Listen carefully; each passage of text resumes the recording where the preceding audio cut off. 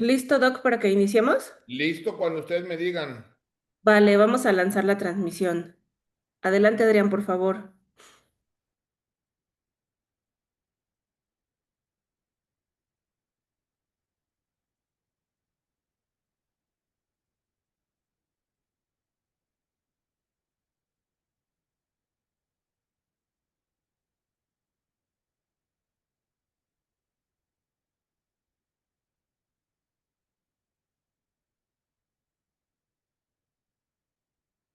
Ustedes me dicen. Doy la apertura y luego le doy el saludo, no se preocupe.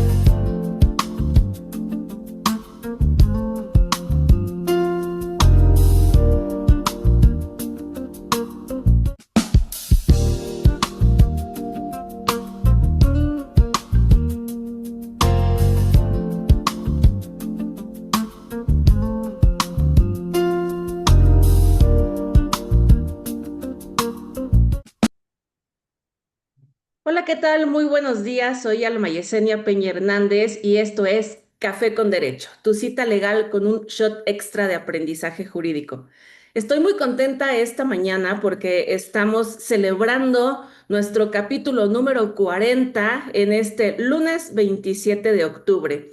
Y fíjense que esta mañana estoy muy agradecida desde ya y muy contenta de tener con nosotros al doctor Juan Manuel Becerril de la Yata, quien es litigante de muchos años de experiencia y además experto en materia de amparo, entre otras materias de derecho, y que nos acompaña el día de hoy a platicar del tema análisis de la retroactividad y el interés legítimo en la última reforma de la ley de amparo. Así que, doctor Juan Manuel, ¿cómo está? Muy buenos días. Qué gusto tenerlo en Indecaj. Pues muchas gracias por la invitación, mi estimada Alma Yesenia. Creo que no nos veíamos, ahora aunque sea virtualmente, desde mi boda. Sí. Y bueno, a los demás compañeros les agradezco su presencia aquí un poquito desmañanados, pero con toda la actitud para iniciar la semana fuerte. Y qué mejor que hacerlo con un tema pues de interés en la opinión pública, en el gremio de abogados, porque va a repercutir ya sensiblemente en todos los litigios constitucionales que se vayan a tramitar. Y pues estoy a las órdenes para poder platicar, compartir con ustedes y hacer, ¿por qué no?, un debate y lluvia de ideas sobre qué es lo que vemos de esta reforma recién publicada.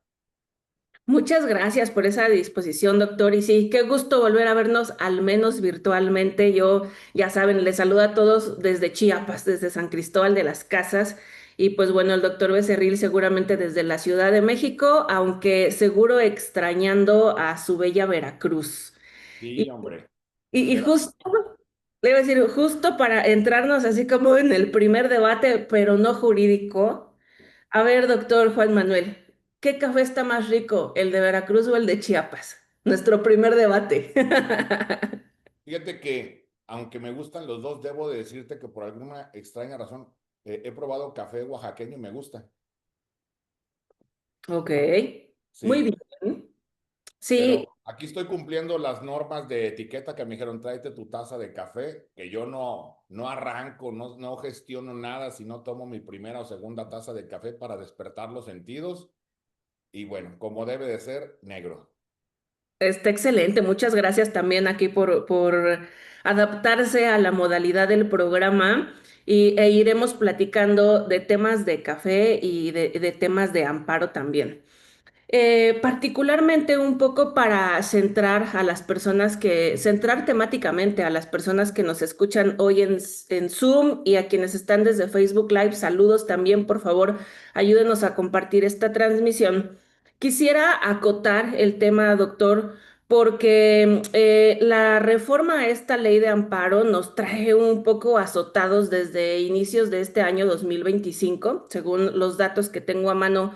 Desde el 13 de marzo del 2025 se publica un primer decreto de reforma. Sin embargo, yo quisiera contarles a todos que en una plática previa con el doctor Becerril, un tanto la idea para este episodio, por cuestión de tiempo nada más, ¿no? No por otras limitaciones, es quedarnos con las últimas reformas que son particularmente del 16 de octubre del 2025 y que aunque en esta temática, en esta reforma, o sea, hay varios puntos importantes, pues la idea es que en este episodio analicemos las cuestiones sobre la famosa retroactividad y sobre el interés legítimo, que desde ya pues no son temas menores, ¿no, doctor? Sí, a ver, para irnos entrando, desde luego lo que espero es que sea algo interactivo, dinámico, pueden generar sus preguntas, sus comentarios para que pues, los vayamos ahí compartiendo. Vamos a tratar de no ser tan técnicos y no es por una desidia o pereza, simplemente para que sea de un entendimiento generalizado esto que aquí comentemos. El juicio de amparo es un medio de control constitucional, es un medio de defensa de la Constitución, cuya finalidad es proteger la supremacía constitucional. ¿Por qué? Porque siendo la Constitución y los tratados internacionales que de ella emanen la ley suprema de este país, pues tiene que tener así protegido, establecido un mecanismo sobre cómo hacer valer esa prevalencia. Ahora, hemos tenido nosotros una ley de amparo que nos ha regido, pues más o menos reciente, de 2 de abril de 2013 a la fecha actual. La anterior pues venía de 1936 y en esta ley de amparo de 2013 se incorporaron pues muchas de las jurisprudencias, de los precedentes, de las opiniones doctrinales que se habían pensado que tenían que irse gestando y básicamente esta reforma que fue fast track, como todo lo que ha venido últimamente. ¿Por qué? Porque se presenta el proyecto de iniciativa de reforma y modificación a la ley de amparo el 15 de septiembre y sale planchada, debatida, enviada, remitida y publicada el 16 de octubre. O sea, literalmente en 31 días se hizo todo el análisis, debate, comisiones de consulta para esta ley de amparo. Pues que creo que nadie dudaba que era un out cantado. ¿Por qué? Porque nadie dudaba que no le iban a mover una coma si la iniciativa venía del Ejecutivo Federal. Entonces, pues ya, es una realidad lo que tenemos ahí. Es que pienso que esta última modalidad de reformas es como tomar expresos, ¿no? Sí, O sea, es así, es así, fumba de uno, pero cuando sientes la sacudida de cafeína de todo lo que implican las reformas de lo que está pasando, justamente no son menores.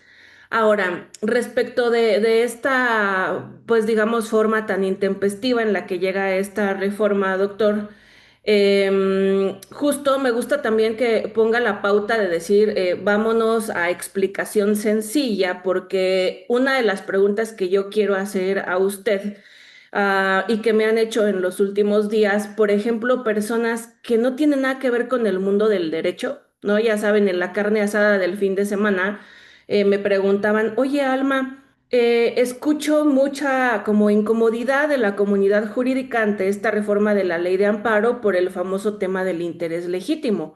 Entonces, pues a mí como Pepito Pitas, ¿por qué habría de preocuparme estas cuestiones, ¿no? Porque hay que dejar en claro que no es algo, ¿cómo decirlo? No es como solo una preocupación procesal de la cual los litigantes ahora tengamos que cambiar, no sé, cierta modalidad en el trabajo, ¿no? Sino que nuestra ciudadanía debiera de estar interesada también en las implicaciones de esto. ¿Por qué, doctor? fíjate, Alma, déjenme comentarles que todas las opiniones que aquí externe, desde luego, son a título personal y simplemente las expreso dando la libertad que Alma y el INDECAG me participan para que pueda realizar. Yo hasta siento que ha habido un mínimo de inconformidad y no con esta reforma a la ley de amparo, sino desde la reforma judicial.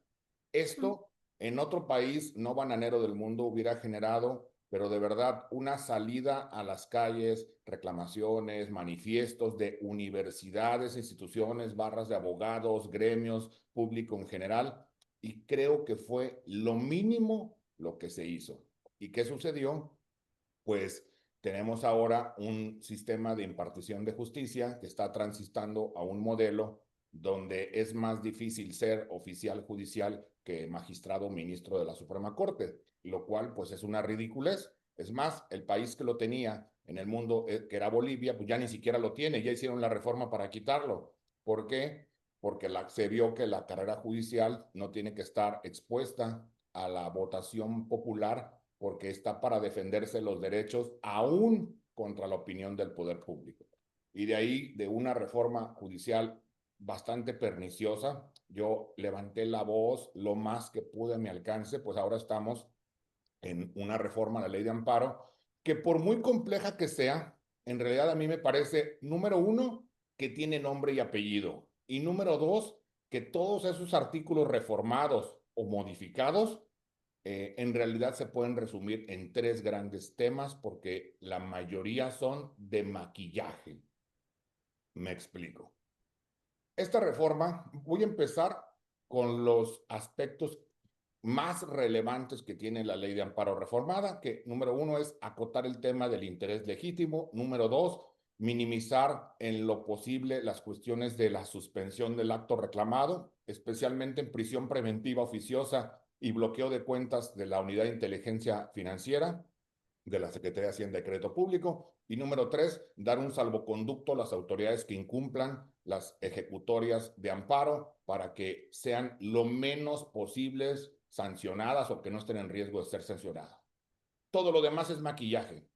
Fíjense, dicen, a mí me encantan esto de los shows de magia y desde niño pues me llamaba la atención estarlos viendo, pero sabemos que no existe la magia como tal. O sea, no es que salió el conejo de la chistera porque en realidad sea un evento, digamos, supersticioso, mágico, no.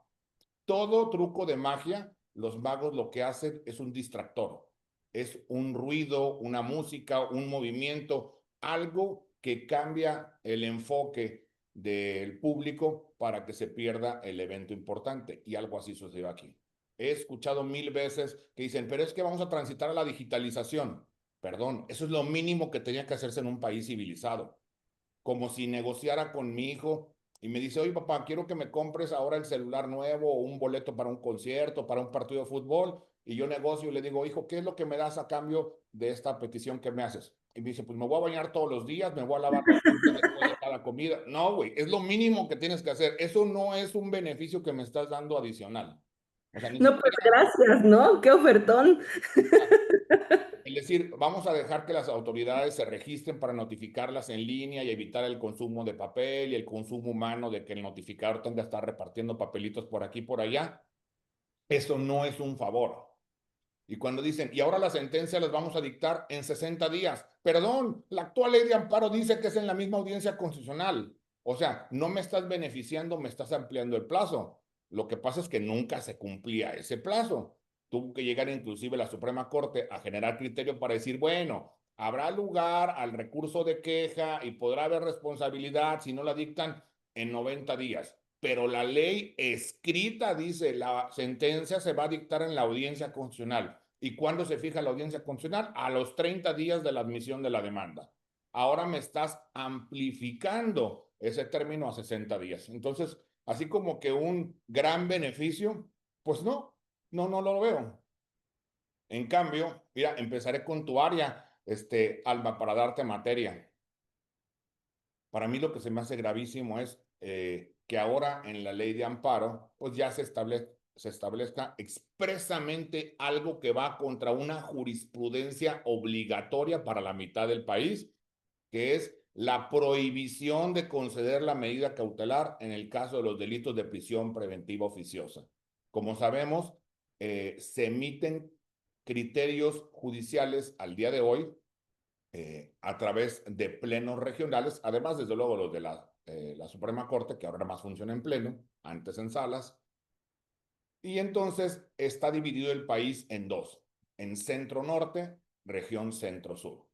¿Cómo sabemos mi estado de la República a cuál le participa? Bueno, pues basta ver los acuerdos generales del Consejo de la Judicatura donde se dice los circuitos judiciales abarcan tales localidades y los de la región centro-norte son estos, que básicamente es de la Ciudad de México para arriba, y de la región centro-sur hacia abajo. Bueno, hay pleno regional de la región centro-norte que ha dicho que eso, el impedir el que se conceda la prisión, perdón, la suspensión contra temas de prisión preventiva oficiosa es inconstitucional, que hay que concederla. ¿Para proteger qué? Para proteger la presunción de inocencia, para proteger la libertad.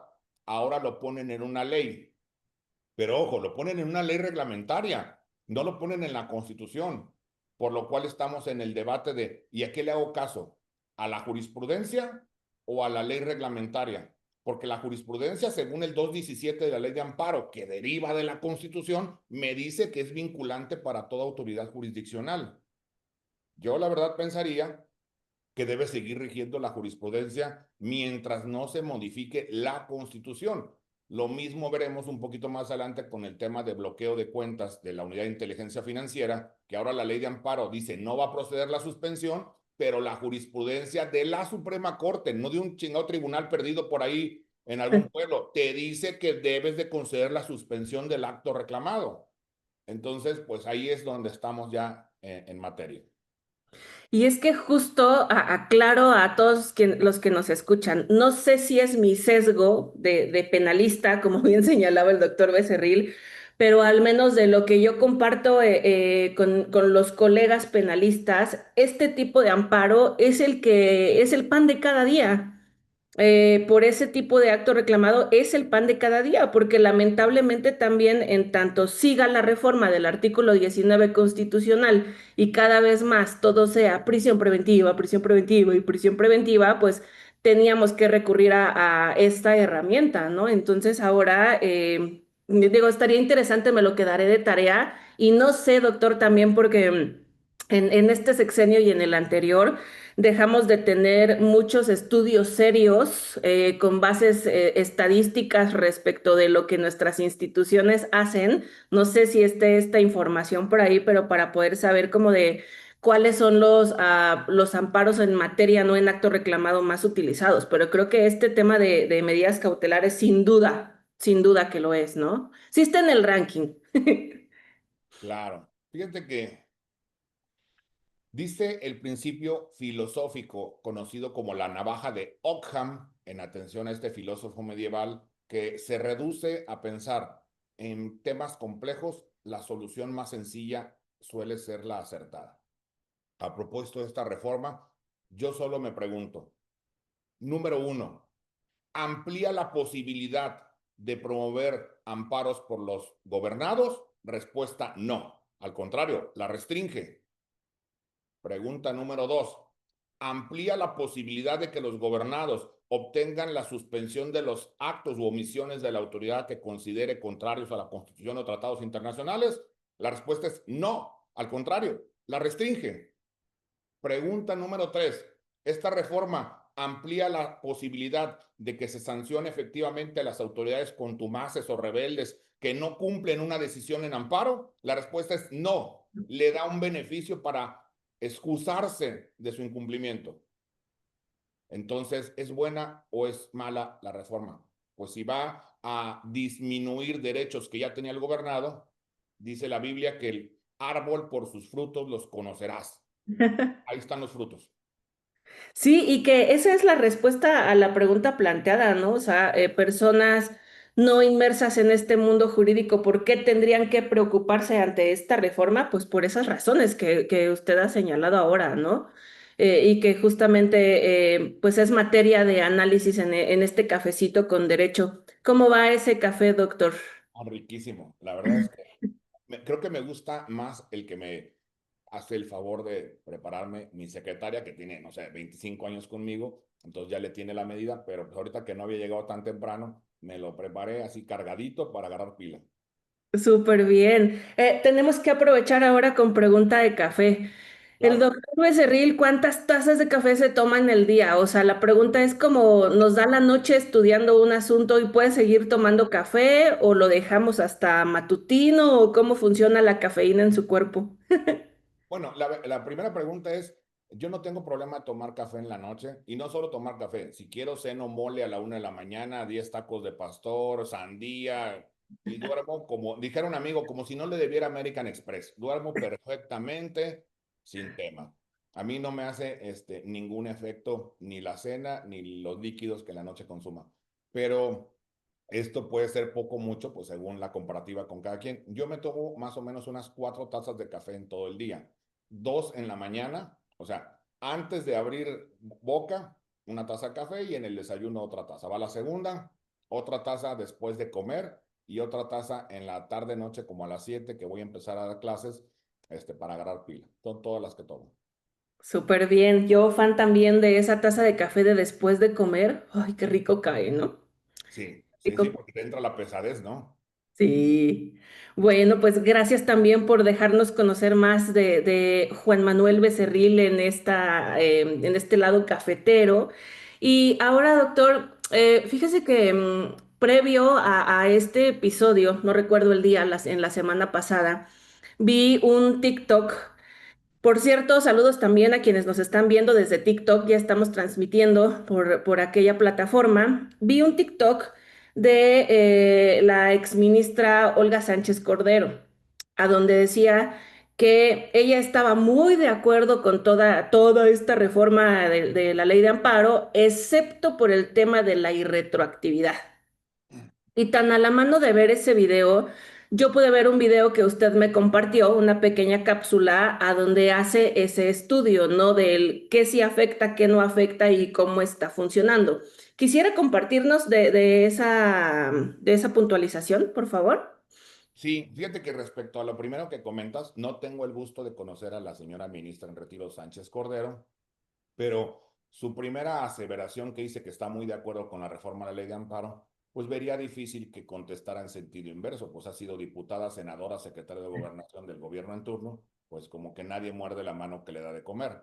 Y número dos, cuando dice, donde estoy en desacuerdo es con la reforma al interés legítimo, perdón, si estás en desacuerdo, ¿por qué emitiste un voto de abstención? ¿Por qué no hubieras votado entonces en contra? Porque si yo estoy en desacuerdo de una postura, pues voto en contra de la misma. Lo que hizo ella fue abstenerse de votar estando presente.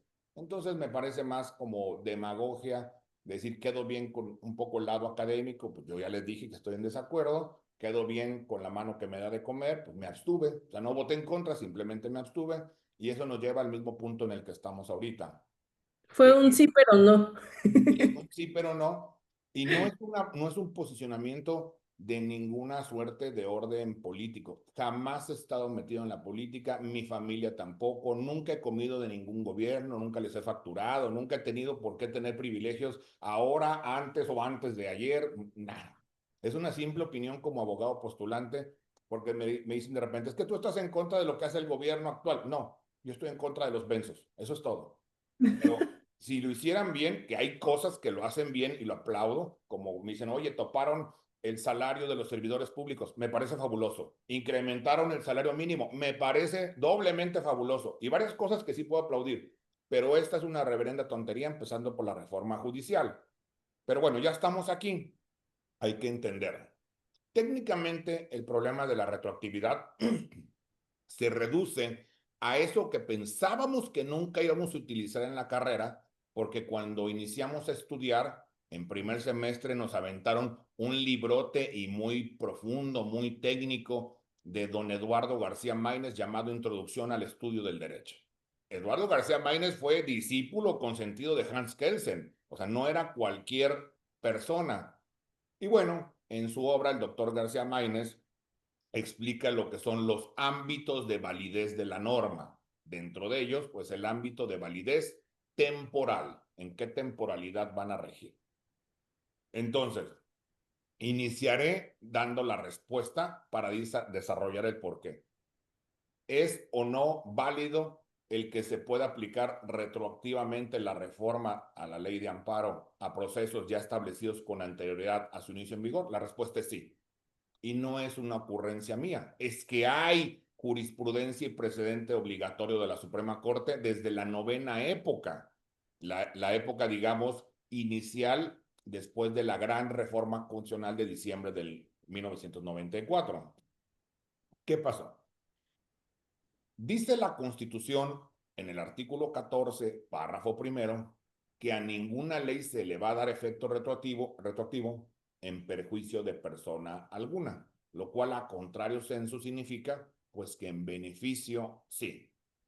Tú, Alma, y demás compañeros que han tenido la oportunidad de ejercer el derecho penal, pues cuántas veces les ha ocurrido que una persona que está a lo mejor condenada, privada de su libertad por X delito, y de repente deja de ser una conducta antijurídica esa, y entonces pues va a salir porque le benefició. Antes estaba todo el mundo en la cárcel por librar cheques sin fondos y un día dijeron, eso ya no va a ser delito. Bueno, pues quien estuvo en la cárcel porque fue procesado por ese tipo penal que existía, pues en algún momento reforman la ley y en beneficio le aplica la retroactividad.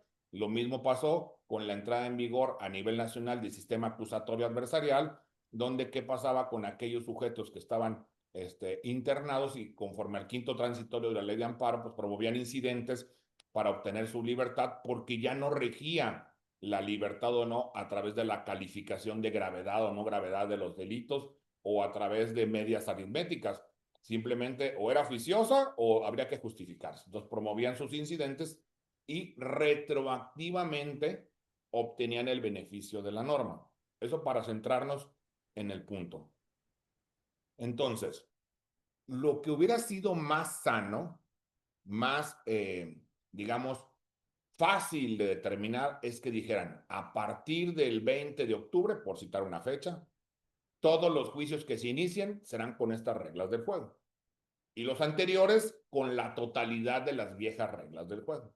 Ah, bueno, pues yo ya sé que si ingreso mi demanda el 20 de octubre, tengo una nueva baraja. Y si lo hice antes, pues juego con la antigua. Sin embargo, ¿qué pasa? Establecen un artículo tercero transitorio en esta reforma publicada el 16 de octubre del 2025 a la ley de amparo y dicen, bueno, van a poder aplicarse esta reforma a todos los procesos anteriores con la salvedad de que no sean casos donde ya haya derechos adquiridos. Y esto nos lleva entonces a entender en qué consisten los derechos adquiridos. La respuesta, que también nos la da la Suprema Corte, es una jurisprudencia del Pleno, la conocida como 87/97, que habla de algo que se llama la teoría del componente de las normas. Esto es, todo supuesto jurídico genera una consecuencia. Todo supuesto jurídico. En el momento que agarro la pistola y le disparo a una persona, en ese momento hice un supuesto, un acto. ¿Cuál? Pues el disparo. Y generó una consecuencia. ¿Cuál? Pues el reproche, la sanción prevista en la ley. Sin embargo, ahí está fácil porque la ley que rige el acto es la vigente en el lugar y en el momento en que sucedió el mismo. Esto es, permítanme el siguiente ejemplo para los compañeros que no son tan expertos, que no son abogados, que nos ven en redes, lo puedan dimensionar. Si hoy día, hoy qué, 27 de octubre del 2025, un menor de edad de 17 años, 11 meses, 29 días de edad, realiza una conducta sancionada en la norma de los adolescentes, de los menores, se le va a juzgar como menor infractor. Oye, pero resulta que el mes que sigue, el semestre que sigue, modifican esa norma y ahora bajan la edad a los 16 años. Pues él tenía 17 cuando hizo esa conducta. ¿Vamos a juzgarlo como adulto? No, porque la ley que rige el acto es la del momento y la época en que sucedió. Lo hizo siendo menor de edad, es menor infractor. Esa nueva ley va a aplicar a los que realicen esas conductas a posteriori, o sea, posterior de su entrada en vigor. Parece ser que está sencillo, ¿no? Pero hay ocasiones en que son varios actos, una pluralidad, que generan una sola consecuencia. O a la inversa, un solo acto supuesto que genera varias consecuencias. Entonces, ¿cómo resolvemos esto? Cuando se realizan, primera opción, cuando se realizan varios actos, actos complejos, actos mixtos, varios actos, agotándose ellos en su totalidad, se actualiza la consecuencia y rige la ley vigente en ese momento. Eso dice la jurisprudencia y la ejecutoria de la Suprema Corte. Pero cuando es un solo acto que genera varias consecuencias, habría que preguntarse si las consecuencias ya se agotaron o va una tras otra. Esto tiene que ver con los actos de tacto sucesivo o los actos que son de cumplimiento sucesivo, no simultáneo. Los actos son de cumplimiento simultáneo cuando yo voy a la tienda de la esquina, pido un refresco, me lo dan, entrego un billete y se trabó la compraventa. Pago, entrega. ¡Pum! Se acabó. Pero hay ocasiones en que a lo mejor compro mi coche o mi departamento a plazo, una compraventa de cumplimiento sucesivo. ¿Y qué sucedió? Yo ya recibí la vivienda, ya estoy viviendo en la misma, ya recibí el coche, ya lo estoy manejando, ya hasta lo choqué, pero no he terminado de pagarlo. O sea, el cumplimiento se va difundiendo en el tiempo. Entonces aquí te dice la jurisprudencia, es que si no se han actualizado todos los supuestos, la ley que va a regir de índole procesal será la vigente en ese momento, no la anterior, en ese momento, con tal de que no hayas adquirido los derechos. ¿Y por qué? Porque también la jurisprudencia, y muy reiterada, de la Suprema Corte y tribunales colegiados nos han dicho que las leyes procesales, no sustantivas, eso es imposible, las leyes procesales sí pueden ser retroactivas, porque esas leyes solo rigen al proceso.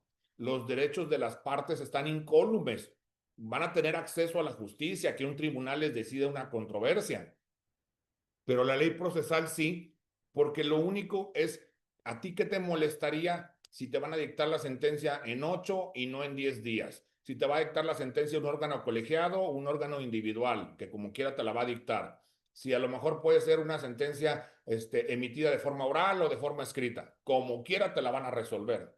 Por eso las reformas procesales sí pueden ser retroactivas. Y la ley de amparo es una ley procesal. La ley de amparo, por lo general, porque hay casos de excepción, como por ejemplo sus delitos o las multas, etcétera, pero la ley de amparo es una ley procesal. ¿Por qué es una ley procesal? Porque es una garantía, la ley de amparo, para hacer efectivos los derechos fundamentales del individuo, tutelados en la Constitución o tratados internacionales. Si lo quisiéramos ver de una forma muy reducida, así como hay código civil y código procesal civil, pues hay constitución, que será la ley sustantiva, y ley de amparo, que vendría a ser la ley procesal. Perdón por reducir así de burdo el ejemplo. Bueno, entonces, dice la Suprema Corte en esta jurisprudencia citada, 87, diagonal 97, teoría del componente de las normas, nos menciona, a ver, si ya ingresó a la esfera jurídica de una persona un derecho, entonces sí, no se lo puedes quitar, porque ya tiene una expectativa válida, fundada, de que así sería la regla. Esto curiosamente ocurrió en mi cancha, y digo en mi cancha porque es donde más me desempeño en materia mercantil, donde en el mes de abril del año 2014 se incorpora una profunda reforma al Código de Comercio y esta, además entra en vigor al día siguiente de su publicación. No hay una vacatio legis. Y se dice ahí, las apelaciones contra X número de determinaciones judiciales serán ahora preventivas o de tramitación conjunta con la sentencia definitiva. Esto sucedió, creo que fue el 14 de abril del 2014. Entonces alguien podía pensar, oye, pero yo inicié mi juicio en el 2013, o sea, un año antes. Mi juicio que se lleve, que se dilucide con todas las reglas vigentes en el 2013. No, no porque siendo una reforma procesal puede ser adjetiva. Entonces, quien inició su juicio en el 2013, un día interpone un recurso de apelación, que la ley vieja dice que es de tramitación inmediata y la ley reformada dice que es de tramitación preventiva o conjunta hasta la definitiva. Entonces la duda es, ¿y cómo se va a tramitar eso? Pues yo lo inicié mi juicio en el 2013 y la respuesta que da la Corte es, si tú en algún momento en el pasado, antes de que entró en vigor la reforma de abril del 2014, si tú hiciste uso de la figura, ganaste o perdiste lo de menos, pero hiciste uso de la figura, adquiriste un derecho de índole procesal, que es siempre mis apelaciones van a ser así, o sea, inmediatas en su tramitación. Pero si nunca hiciste uso de la figura porque no tuviste necesidad o voluntad, quizá, entonces tu primer recurso se va a tramitar conforme a la nueva ley, porque no tienes agravio, como quiera se va a tramitar. Solamente estás adquiriendo el derecho procesal vigente en el momento que empleas la figura. Muchas personas también me tocó conocer este problema cuando en el año 2000 o 2001, si no me equivoco, con la llamada Ley Robles, modifican el Código Civil de la Ciudad de México y establecen la figura de la indemnización compensatoria. Palabras más, palabras menos, significa que aquellos cónyuges que aún estando casados por separación de bienes, que la regla era separación de bienes, cada quien con su golpe, lo que tenga su nombre y se acabó. Pero la reforma al Código Civil decía, aún estando casados por separación de bienes, el cónyuge que no hizo patrimonio suficiente por dedicarse preponderantemente a las labores del hogar y cuidado de los hijos, tendrá derecho a aspirar hasta un 50% del otro. Puede ser el 1, el 19, el 36, etcétera. Entonces, ¿qué pasaba? Una pareja se casó en 1985 y se divorciaban en 2003 y decía, a mí que me rija la regla del 85 cuando me casé. No, ni madres. ¿Tú cuándo te estás divorciando? En el 2003. Tu procedimiento de divorcio es una ley procesal y se va a regir con la ley vigente en ese momento. Y un tercer ejemplo que también me ocurrió, en el caso del divorcio, yo fui parte de los asuntos que llegaron al pleno de la Corte en un caso mío en amparo directo en revisión. Siempre me río y digo, perdí, fui de la parte perdedora porque la votación fue 6-5, pero digo, al menos 5 personas votaron a favor de lo que era mi postura y bueno, se fijó el criterio. Un tercer caso que me viene a la mente tenía que ver con los gastos y costas de los juicios, donde la pregunta era, ¿qué pasa si en el inter de un juicio, o sea, un juicio que empezó en el 2015 y terminó en el 2022? ¿Qué pasa con los gastos y costas? ¿Cómo se van a regular? Con la ley vigente cuando sucedió el acto jurídico, opción 1. Con la ley vigente cuando se presentó la demanda, opción 2. Con la ley vigente cuando se dictó la sentencia definitiva, opción 3. Con la ley vigente cuando causó estado la sentencia definitiva, opción 4. O con la ley vigente cuando se inicia la planilla de liquidación, el incidente de gastos y costos. Y lo que dice la jurisprudencia de la Corte es con la ley vigente cuando inicias la planilla de liquidación. No importa lo que sucedió atrás. ¿Por qué? Porque es una ley procesal. Oye, pero antes me beneficiaba porque a lo mejor las costas eran del 4% y ahora son del 6 o del 8 o del 10. No importa. La ley que te va a regir es la vigente al momento en que ejercitas el derecho porque no lo habías adquirido. Caso contrario, si tú ya hubieras promovido una primera planilla de liquidación de gastos y costas con la ley anterior, hayas ganado o perdido, no puede cambiarte las reglas del juego. Ahí sí, tantas planillas de liquidación formules serán siempre con las mismas reglas. Insisto, hubiera sido más sano decir a partir de esta fecha para adelante todos y para atrás nada. Pero yo entiendo que esta reforma tiene un nombre y apellido, por eso tenían que meter el tema de la retroactividad. El nombre y apellido es de alguien que, aclaro que ni siquiera lo conozco de vista, pues mucho menos por temas laborales, ni sé qué problemas trae, pero yo creo que es una reforma encaminada a Ricardo Salinas Pliego. ¿Por qué? Porque según entiendo, en dicho de varios senadores de la República, ese señor y su equipo legal de trabajo creo que tienen interpuestos del año 2000 para acá algo así como 6.800 medios de defensa, entre amparos, juicios contenciosos, recursos y tal. 6.800. Estaría padre, ¿no? Que nos dé trabajo a alguien así, que tenga 6.800 asuntos en todo este tiempo y además seguramente de buena calidad. Bueno, ¿qué es lo que pasa? La hago retroactiva porque este señor le puedo aplicar hacia atrás el tema de negación de suspensiones, bloqueo de la OIF, negación de suspensiones, prisión preventiva oficiosa, negación de suspensiones y le revoco las concesiones federales. O sea, es una reforma dirigida a una persona. Simplemente maquillan un poco el beneficio hacia la colectividad y lo que yo le llamo la ley de la sobada y la palmada. ¿Por qué esto? Maquillan el beneficio a la colectividad de, mira, va a ser todo digital, mira, te van a dictar las sentencias rápido, mira, ya no vas a batallar en notificar a las autoridades, cosas que son minucias, muy pobres en su beneficio. Pero la palmada y la sobada es, esta frase la uso mucho con mis amigos, mis viejitos con los que juego dominó de hace veintitantos años, y de repente nos enojamos que hacen una mala jugada. Le digo, estás bien menso, ahorca la mula, cuadra, cierra, bla, bla, bla. Y esa es la palmada. Y después viene la sobada cuando ganamos. Oye, jugaste bien bonito. No, esa jugada a nadie se le hubiera ocurrido. O sea, policía bueno, policía malo, ¿no? Por eso pienso que la reforma distrae a la opinión pública. Por un lado, diciendo, te voy a dar un beneficio.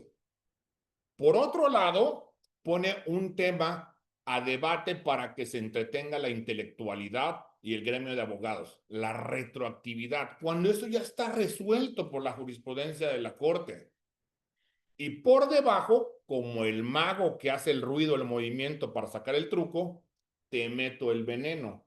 Y el veneno es restringo posibilidades de procedencia del amparo, restringo posibilidades de procedencia de la suspensión en muchos supuestos, restringo acceso en temas de interés legítimo tan generalizado como pudiera estar al día de hoy y además le quito el castigo a las autoridades responsables si incumplen. O sea, si de por sí nunca cumplen las autoridades responsables, ¿cuántos amparos hay contra omisión de acceso a la salud donde les dicen los jueces de distrito, tribunales colegiados, oye, Secretaría de Salud, dale su medicina, dale su operación, dale su tratamiento? ¿Y qué contestan? No tengo presupuesto, no tengo las medicinas o no tengo las ganas y no lo voy a hacer. Y eso que podían ser sancionados.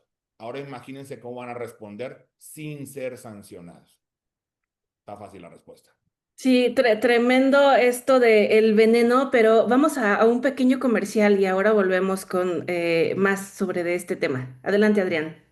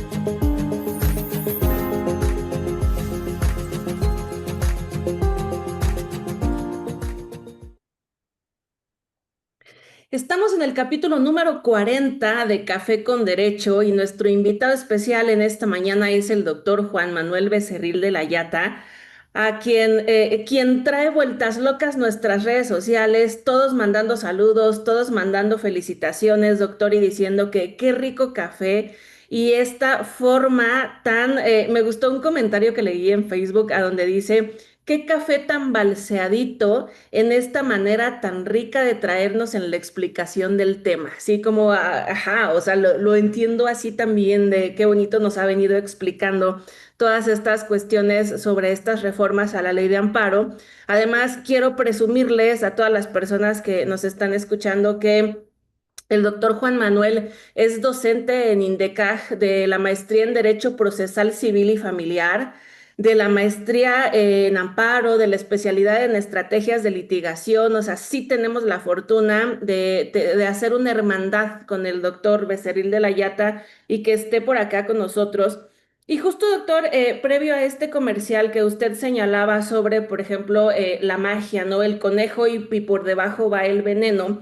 Yo he escuchado ahora de colegas, no sé si usted llegó a ver este tipo de posteos en redes sociales sobre el amparo ya murió, ya para qué, y vamos a, como decimos también, vamos a cafetear, ¿no? Al amparo porque ya no va a funcionar de nada.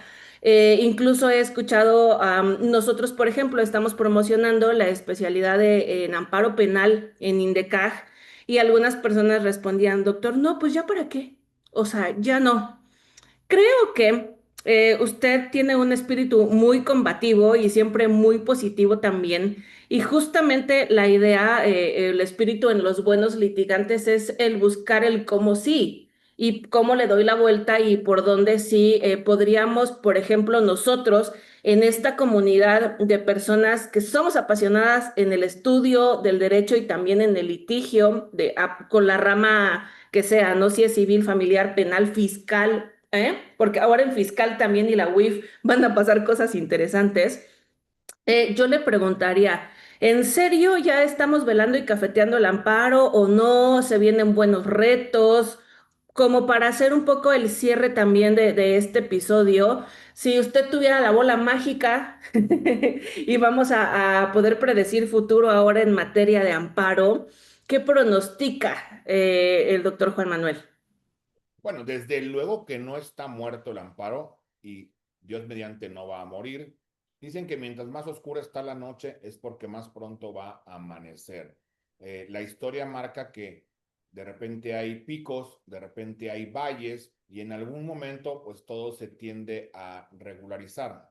No es que fuéramos antes de esta reforma o antes de estos últimos sexenios, no es que fuéramos Alemania, Japón o Francia, tampoco éramos Haití o Nicaragua, con todo respeto dicho.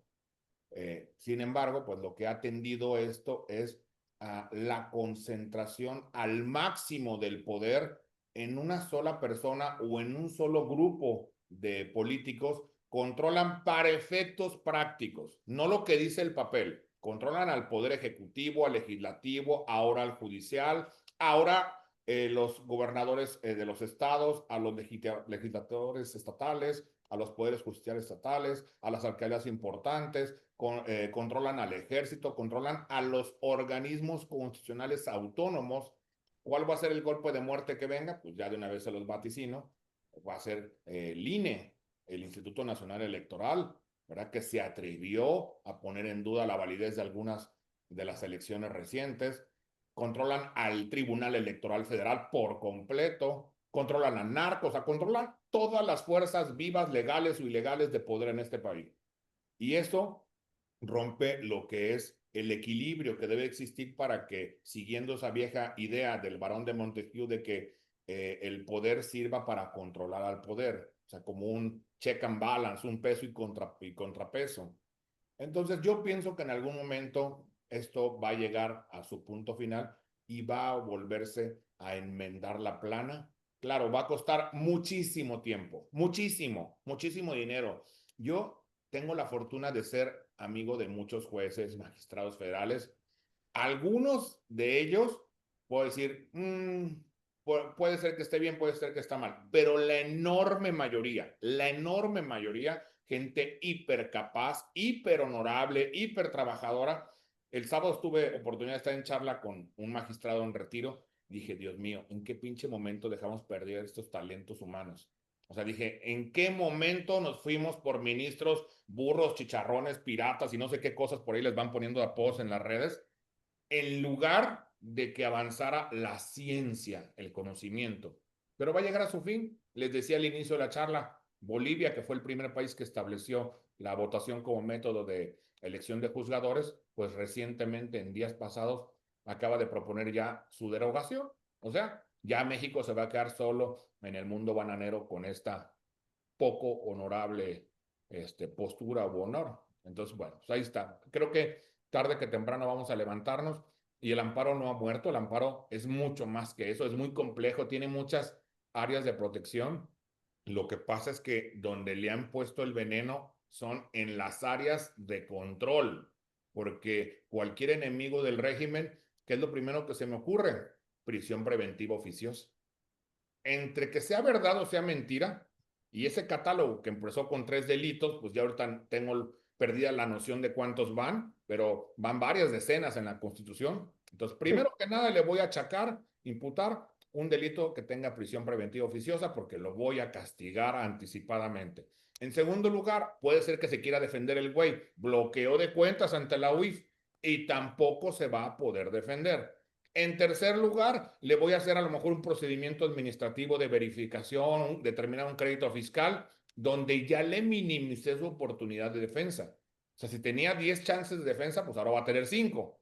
O sea, voy a castigar a todo aquel que sea disidente y piense diferente a mí, porque yo lo tengo bajo control. Y por si fuera poco, tengo a los jueces en la bolsa. A los jueces, a los magistrados y a los ministros de la corte. Entonces, pues creo que eso es lo peligroso, tristemente. Doctor, yo no tengo ese dato, pero ¿cuánto tiempo, usted sabe cuánto tiempo duró en Bolivia ese Via Crucis?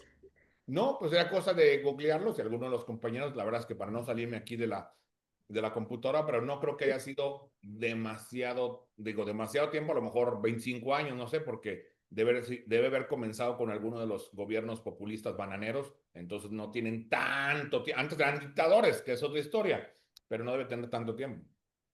Sí, me quedo con esa duda. Luego les comparto el resultado de mi investigación en nuestro grupo de WhatsApp de Café con Derecho, ya saben.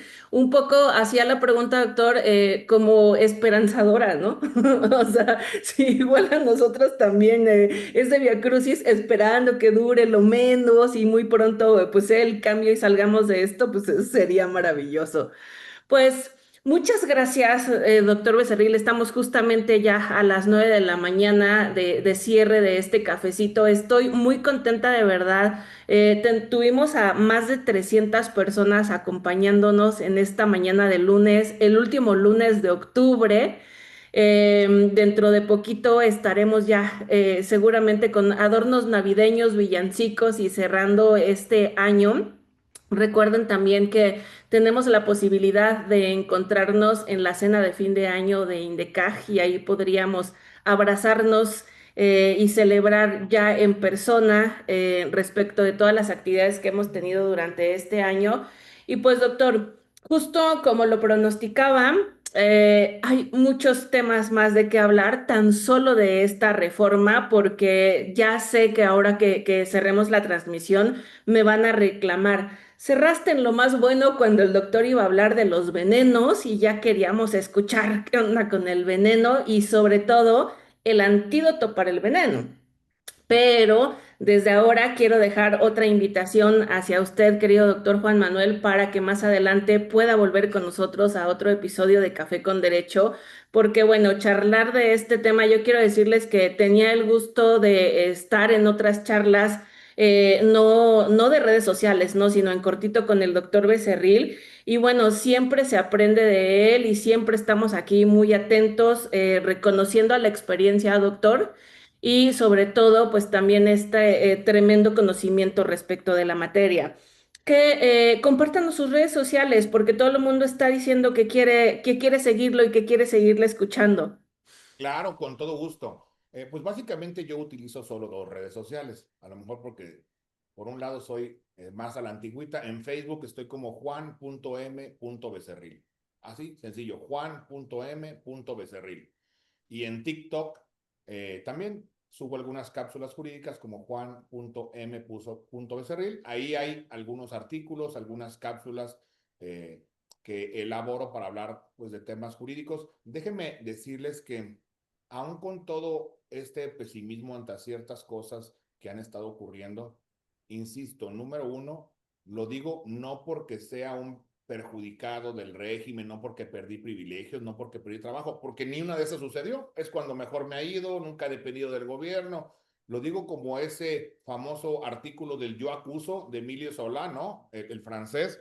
Yo acuso que hemos sido decidiosos los abogados en defender nuestra constitución, nuestra división de poderes, nuestra independencia de los jueces, nuestra figura del amparo como mecanismo de defensa. La idea es que la defensa se amplíe, progrese, como dice ese principio fundamental del artículo primero constitucional, no que disminuya o se retrotraiga el derecho. Esta época me ha puesto también sobre la mesa en que muchos gremios, barras de abogados, universidades, instituciones han sido o hemos sido omisos en alzar la voz lo suficiente para quejarnos, porque eso sería un escándalo en cualquier país no bananero del mundo. ¿Cómo es posible que publican vacantes para ser oficial judicial de un juzgado que tenga mucho más requisitos que para ser ministro de la corte, magistrado o juez?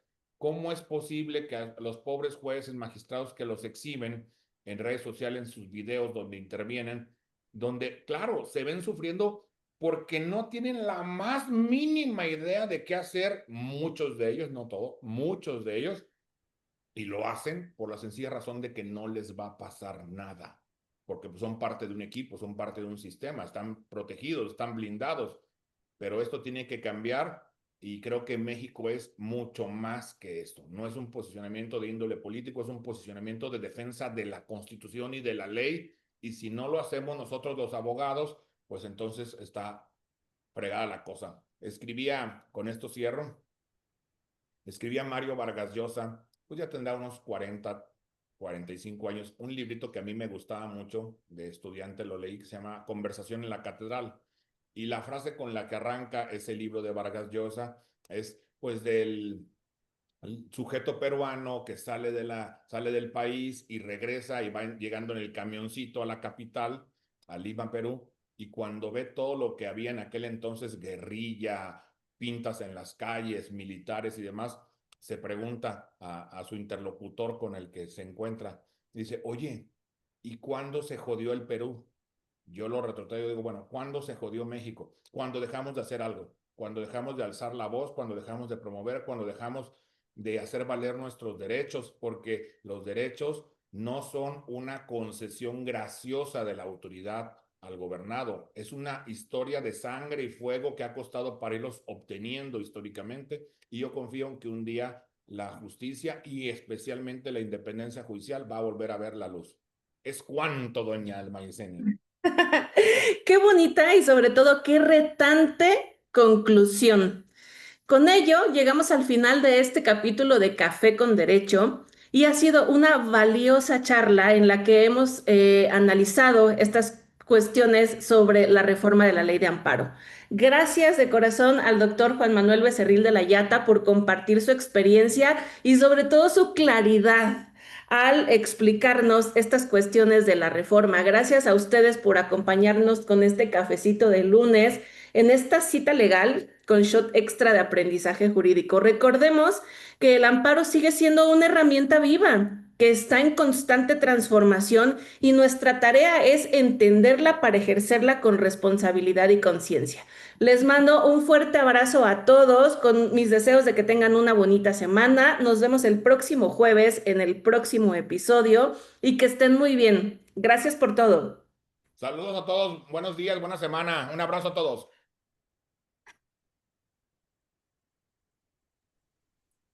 Listo, maestra. Gracias, Adrián. Muchas gracias a todos por acompañarnos. Doctor, un abrazote. Mil Chao. gracias, de verdad. Chao. Bye.